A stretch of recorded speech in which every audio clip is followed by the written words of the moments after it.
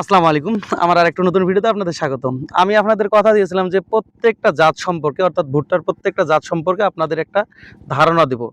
তো আমরা সর্বপ্রথম আমাদের অঞ্চলে এই জমিটা চাষ করেছি আমরা।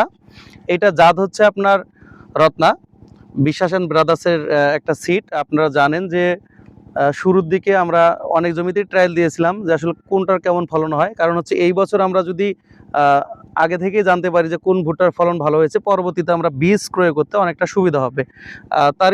তারই ধারাবাহিকতায় আমরা কৃষক সহ একদম জমিতে এসেছি।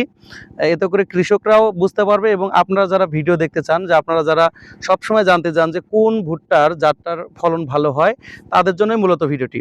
তো শুরু থেকে যে জিনিসটা আমি এইটার পর্যবেক্ষণ করেছি, অনেকগুলো ভিডিও দিয়েছি এই জমির।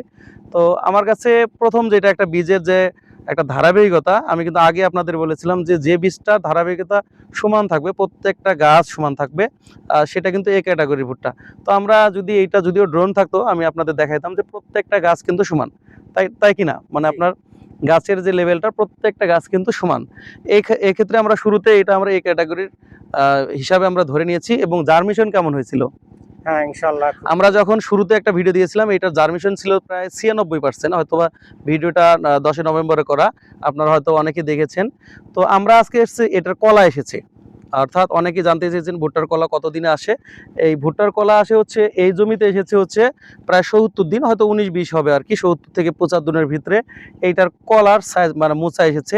এখন আমরা দেখব আসলে কলার যে সাইজটা বা মোচাটা, কারণ এখন মোচা দেখে কিন্তু আমরা অনেকটা ধারণা নিতে পারবো। যদি আল্লাহ পাক বড় ধরনের দুর্ঘটনা দেয়, সেক্ষেত্রে কিন্তু আমরা একটা আইডিয়া করে করতে পারবো যে এই ভুট্টার ফলন কেমন হবে। তো আলহামদুলিল্লাহ এই গাছটা, যে জিনিসটা আমি দেখতে পাচ্ছি, রোগ সহনশীল। মানে এখন পর্যন্ত ছত্রাকজনিত যে আক্রমণ বা ভাইরাসের আক্রমণ হয়, এই জমিতে হয়নি। প্রত্যেক বছর যেটা হয় আর কি, এই জমিটা হয় নাই। তবে কলার সাইজটা দেখে আমি সন্তুষ্ট। তবে আমরা সরাসরি কৃষকের কাছেই শুনবো। আসসালামু আলাইকুম। ওয়ালাইকুম আসসালাম। আচ্ছা, আপনি তো মোটামুটি অনেক ভুট্টাই চাষ করেন, জি। অনেকগুলা জাতেই বা চাষ করেছেন।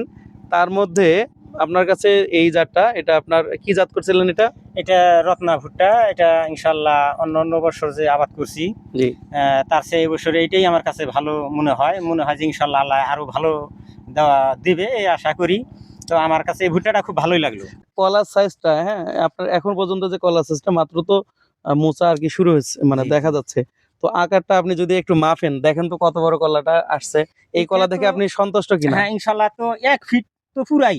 1 ফিট পুরাই, এখন হচ্ছে আরো বড় হবে আরকি। আচ্ছা, মানে আরো কলার হ্যাঁ, আর সাইজটা বড় কলার হবে, সাইজ বড় অর্থাৎ হবে। কলার সাইজ হচ্ছে 1 ফিট। তো আমার মনে হয় যে হাফ কেজি প্লাস হওয়া কথা। হ্যাঁ, একটা ইনশাআল্লাহ।